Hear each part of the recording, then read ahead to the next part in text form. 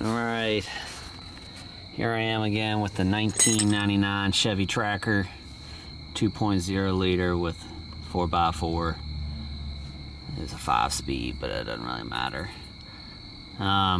So I already did my rear shock absorbers. Hopefully, back up a little bit, you can see that. This is my old one, it's pretty worn out. My other one was worse, like you pressed it down and it just pops right back up.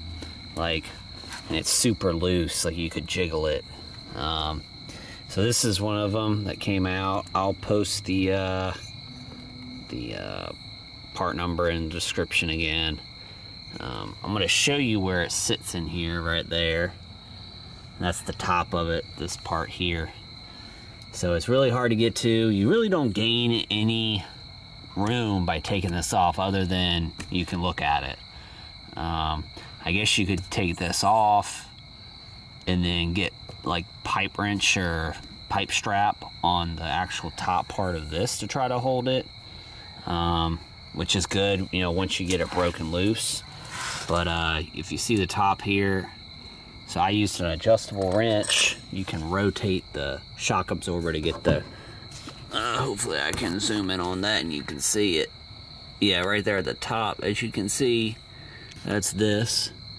And so you rotate it so that you can get your adjustable wrench on there like this. Hopefully you can see that. Yep.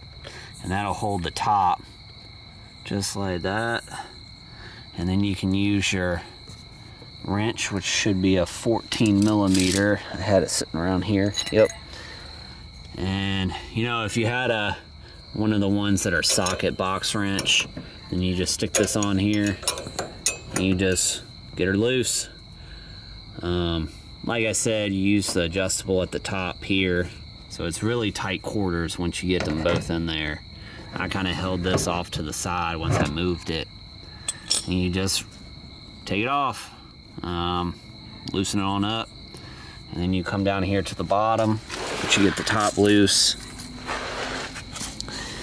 Get back under here, there you go, and there's the bottom that you would loosen up, and then the whole absorber shock comes out. And that's my new one right here.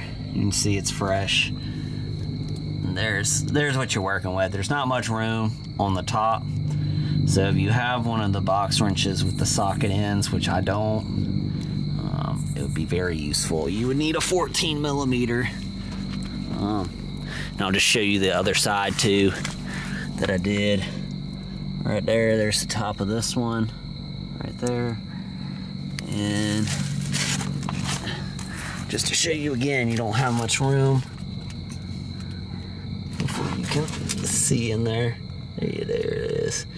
So I mean, you can put the adjustable on this side to hold it up, and then you can just use inside the hub, which that's what I did. I didn't even take the wheel off. It wasn't really worth it to me.